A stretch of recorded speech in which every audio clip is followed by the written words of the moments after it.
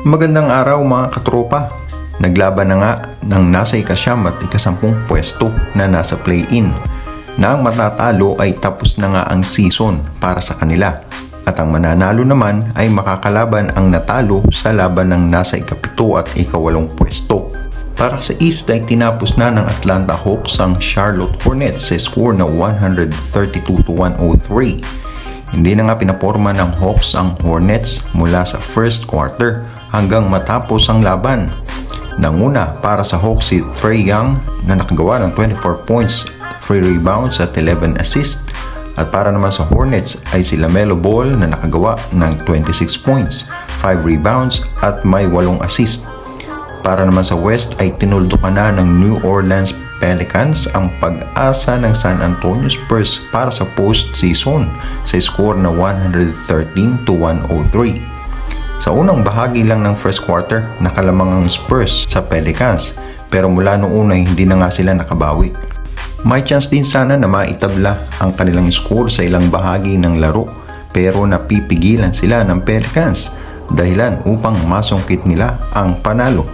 Pinangunahan ni CJ McCollum ang Pelicans na nakagawa ng 32 points, 6 rebounds at 7 assists. Makakaharap ng Atlanta Hawks ang Cleveland Cavaliers para sa bakbakan sa 8th seed.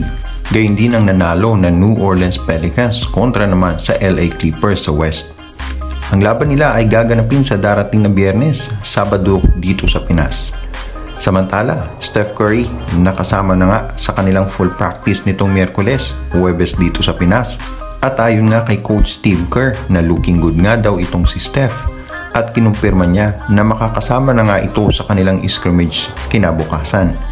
Sa huling interview nga kay Coach Steve Kerr ay kinakailangan na dumaan muna sa scrimmage itong si Curry bago siya posibleng paglaruin sa Game 1. Kaya naman sa resulta ng practice at paglahok nito sa kanilang scrimmage ay malaki na nga ang posibilidad na makapaglaro ito sa Game 1 sa laban nila kontra sa Denver Nuggets.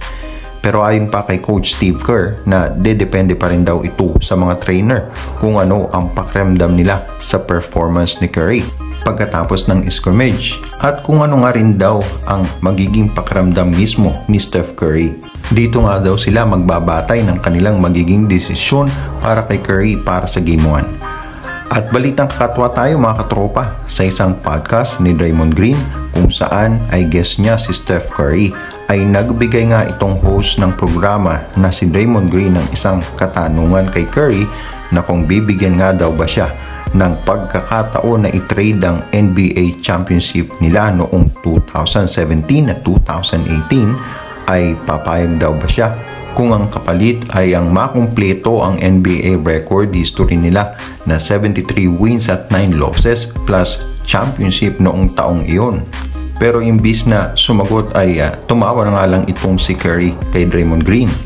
Noong 2016 kasi nang masungkit ng Golden State Warriors ang best record sa NBA history na 73 wins at 9 losses at wala pang nakagawa sa kasaysayan ng NBA ay hindi nga nila nakumpleto dahil sa taong iyon ay hindi nila napanalunan ang championship.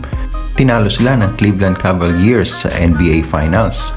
Kaya naman mga katropa, ano sa tingin nyo kaya ang iniisip ni Curry sa mga oras na iyon? Mag-comment lang po. Sa mga katropa natin dyan na bago pa lang sa ating channel, please don't forget to like and subscribe sa ating channel. Maraming salamat po.